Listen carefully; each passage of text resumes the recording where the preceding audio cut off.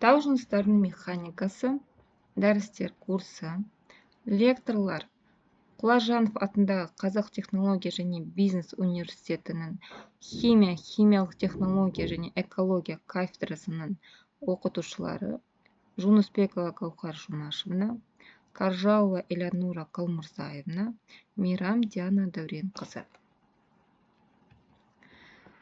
Бірінші модуль тау жыныстар физик механикасының теориялық негіздері. Алтыншы дәріс тау жыныстары массивінің құрылымдық тектоникалық ерекшеліктері. Тау жыныстары көбінесе біртекті петрографиялық құрамға ие немесе бірдей минералдық топтардан тұрады. Ал тау массиві әдетте бірнеше түрдегі тау жыныстарынан тұрады. Олар бір-бірінің жанында немесе біріктірілген түрде орналасады. Сондықтан механикалық қасиеттері бойынша тау массивін әртекті, анизотропты орта ретінде қарастыруға болады. Жарықшақтар мен геологиялық бұзылыстардың болуын ескере отырып, массивті зерттеу үшін оның барлық қасиеттеріне ие элементарлық көлемдер бөлінеді. Массивті квази-тұтас материал ретінде қарастыра отырып, кернеу, деформациялық күйін сипаттау үшін тұтас ортаның механикасы әдістері қолданылады. Массивтің барлық құрылымдық бұзылыстары клейваждар, жарықтар, геологиялық үзілістер, жылжулар болып бөлінеді. Клейваждар тау жыныстары оңай бөлінетін параллель беттер жүйесі. Олар қабаттасу немесе қатпарлану түрінде көрінеді. Қабаттасу минералдық құрамына қарамастан минералогиялық құрам, құрылым, дәндерінің мөлшері немесе физикалық қасиеттері, соның ішінде қаттылығы болуы мүмкін, түсі, беріктігі сияқты әртүрлі қабаттардың алма қайталануы. Қабаттасқан массивтердің тұрақтылығында әсіресе сазды немесе слюдалы минералдардан тұратын қабаттардың рөлі үлкен. Олардың қысуға және үзілуге қарсы төзімділігінің аз болуы қабаттар бойымен сырғып кету мен бөлінудің себебі болуы мүмкін. Тақтатастылық бағаналы және табақша минералдардың айқын реттелген текстурасы. Тақтатас тау жыныстарында дәндердің орналасу үнемі реттелгендіктен қасиеттердің анизотропиясы мен белгілі бағыттар бойынша жарылу қабілеті анық көрінеді. Мысалы, слюдалы, серицитті, хлоридті, кальций, слюдалы сланецтерде, филиттерде, гнейстерде және де сол сияқты тау жыныстарында. Тақтатас тау жыныстары жоғары анизотропты қасиеттерге ие бола отырып, құрылымдық жағынан кейде бір тектірек болуы мүмкін. Қабаттасу немесе сланцеваттық бойындағы үйкеліске және ілініске қатысты күштер жарықтар жабық болғанша өте үлкен болып келеді. Жарықшақтар, яғни тау жыныстарының бүтіндігін бұзатын үзілістер немесе бөлшектердің жылжуы аз болатын құрылымдық өзгерістер. Массивтің жарықтылығы генетикалық, морфологиялық, геометриялық, инженерлік геологиялық, тау-ішілік гидрогеологиялық және басқа белгілер бойынша да классификацияланады. Оған біз кейіннен тоқталатын боламыз. Геологиялық үзілістер, яғни массивтің ірі бұзылыстары, жылжулар тау жыныстарының бір-бірінен қатысты орын ауыстыруы.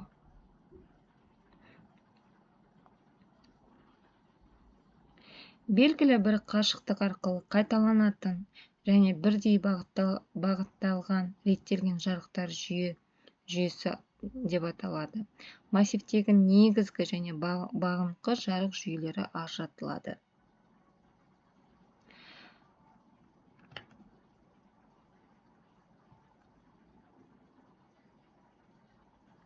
Жарықшақтар бұл тау жынысының бүтіндігін бұзатын үзілістері деп атадық, немесе бөлшектердің жылжуы өте аз деп айттық, иә.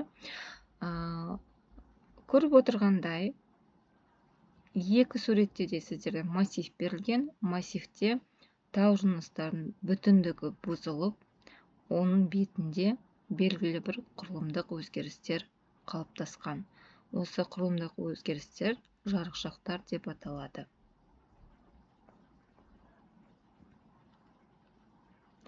Жарықшақтардың маңыздылығы, оның оң әсері бар және де теріс әсері бар.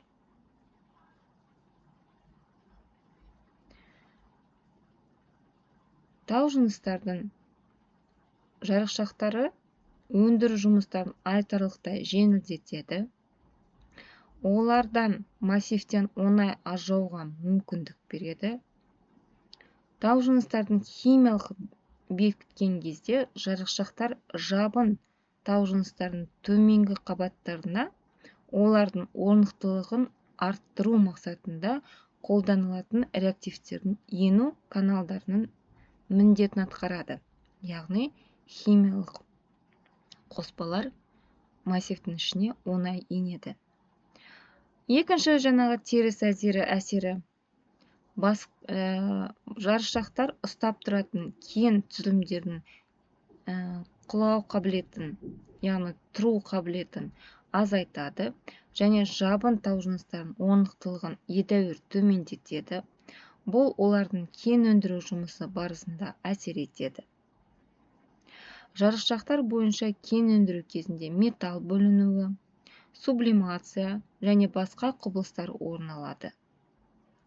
Кен орындарында тиімді және қауіпсіз өндіру жұмыстарын жарықшақтардың қарқындылығы да олардың бағытталуы да ықпал етеді. Жарықшақтылықты зерделеу, сондай-ақ кен орындарын пайдаланудың инженерлік геологиялық жағдайларын бағалағанда, кеннен жарықшақтардың белгілі бір типтерде орналасу заңдылықтарын анықтауда орасан мәнге ие. Жарықшақтардың жіктелуі. Геологиялық құрылымдардың өлшеміне байланысты массивтегі бұзылыстар бірнеше топтарға топтастырылады. Ол микрожарықтар, жіңішке жарықтар, макрожарықтар, үлкен үзілістер. Микрожарықтар кристалдардағы бүтіндік үзілістер. Ені 1 микрометрден және де одан да кем бір кристалл шегінде микроскоп арқылы ғана көрінетін болады. Микрожарықтар үлгілердің механикалық қасиеттеріне әсері үлкен. Яғни микрожарықтар сіздерде көрсетілгендей кварц кристаллында көрінетін микрожарықтар көрсетілген. Жіңішке жарықтар ені 0,1 миллиметрден және де одан да кіші болуы мүмкін, және оны көзбен біз байқай аламыз. Көп жағдайда қатпарлықпен байланысты болып келеді. Макрожарықтар ені 0,1 метрден үлкен және ұзындығы бірнеше метрге дейін жетуі мүмкін.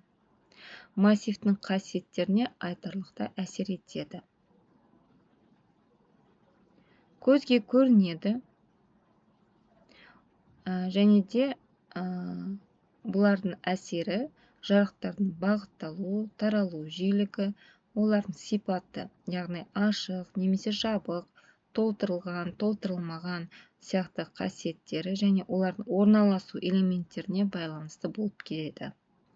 Макрожарықтар массивтің беріктік қасиеттерін, ашық беттердің рұқсат етілген ауданын, өңдеу параметрлерін, тау жыныстарының тұрақтылығын анықтайды. Үлкен үзілістер айтарлықтай жылжу амплитудасымен байқалатын ірі үзілістерді атайды. Бұлардың өлшемі бірнеше километрға дейін созылады.